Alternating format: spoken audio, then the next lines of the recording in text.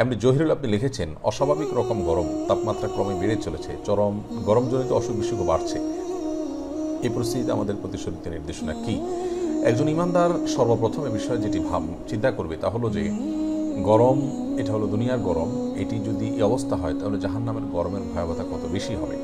নবী করিম সাল্লাল্লাহু আলাইহি সাল্লাম বলেছেন, দুনিয়ার আগুনের যে তাপ, এই উত্তাপের চাইতে জাহান্নামের আগুনের উত্তাপ হবে 70 গুণ বেশি। তাহলে কত ভয়াবহ হতে পারে সেটি। আর পাপিষ্ঠ এবং আল্লাহর অবাধ্যরা জাহান্নামের আগুনে পড়তে হবে, পতিত হতে হবে।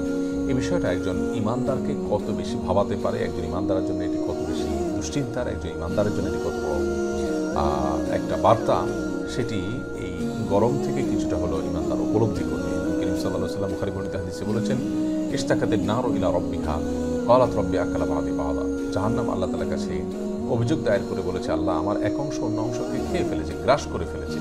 আকালা বা'দি বা'দা।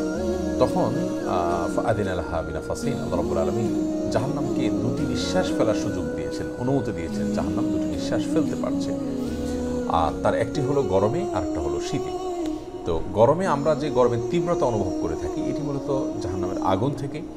আবার শীতে যে আমরা শীতের যে তীব্রতা অনুভব করে থাকি, সেটিও জাহান্নামের যে বিষয়গুলো থেকে শিক্ষা গ্রহণ করবেন, যে তার আপনার আখিরাতের যে যাত্রা, সে যাত্রায় যেন তিনি আল্লাহর কাছে জান্নাতি হতে পারেন, জান্নাতি যেন হয়ে যেতে পারেন, সে তৌফিক তিনি চাইবেন। আর জাহান্নাম থেকে পানা চাইবেন, আল্লাহুম্মা আজিরনা মিনান নার। আল্লাহ, জাহান্নামের ভাব, ছড়া ভাব, সেটা যদি পৃথিবীতে এরকম গরমের সৃষ্টি করতে পারে তীব্রতা, তাহলে সেক্ষেত্রে আখিরাতের অনন্ত অসীমকালে জাহান্নামের যে মূল আগুন, যেটার ভাবেরই অবস্থা, সেই আগুনের উত্তাপ কত বেশি হতে পারে, কত কষ্টদায়ক হতে পারে। আল্লাহ তাআলা আমাদেরকে হেফাজত করেন, আমরা সে দোয়া করবো ইনশাআল্লাহ। তার এর পাশাপাশি এই ধরনের পরিস্থিতিতে বিশেষ করে আপনার স্বাস্থ্যগত বিষয়গুলো দেখা, এটা আমাদের দায়িত্বের অংশ। ইন্নাল জাসাদিকা আলাইকা হাক্কান। নবী আলাইহিস সালাম বলেছেন, নিশ্চয়ই তোমার শরীরের হক আছে তোমার প্রতি, তোমার শরীরের প্রতি হক আছে তোমার উপরে। অতএব আমি আমার শরীর গরমে কোনো প্রকার ক্ষতিগ্রস্ত যেন না হয়, আমি যেন অসুস্থ হয়ে না পড়ি, এরকম কোনো পদক্ষেপ গ্রহণ থেকে আমাকে নিজেকে বিরত রাখতে হবে। এটি আমার দায়িত্বের অংশ, সেটি আমরা করবো ইনশাআল্লাহ। এটিও এই গরমের তীব্রতর এই পরিবেশে আমাদের বিশেষ লক্ষণীয়। আর তৃতীয়ত, গরমের বিশেষ করে পানি পান করানো মানুষকে, এটা যে কোনো সময় একটা গুরুত্বপূর্ণ ইবাদত। গরমের সময় এটার অপরিহার্যতা এবং উপযুক্ততা অনেক বেশি বেড়ে যায়, বিশেষ করে পথচারীকে বা বিভিন্ন জায়গাতে সুপেয় পানির ব্যবস্থা করা বা মানুষকে পানি পান করানো, মসজিদে হতে পারে, পাবলিক প্লেসে হতে পারে, এই অ্যারেঞ্জমেন্টটা করা অনেক উত্তম একটি ইবাদত।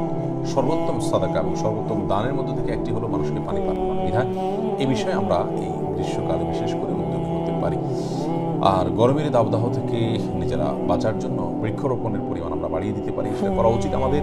এটি এক প্রকার সাদকা জারিয়া অবধি, যত বেশি বৃক্ষরোপণ করা হবে তত বেশি তাপমাত্রার এই ভয়াবহতা থেকে আমরা মুক্তি পেতে থাকবো ইনশাআল্লাহ। তো বৃক্ষরোপণের পর আমাদের বিশেষ ব্যবস্থা করতে হবে, যাতে করে জলবায়ু পরিবর্তনের ফলে যে আবহাওয়াতে পরিবেশের তৈরি হয়েছে, সেটা থেকে আমরা আত্মরক্ষা করতে পারি। আসন্ন ফাউন্ডেশন প্রতি বছরই আলহামদুলিল্লাহ বৃক্ষরোপণ অ্যারেঞ্জ করে থাকে। এবছরও ইনশাআল্লাহ অচিরেই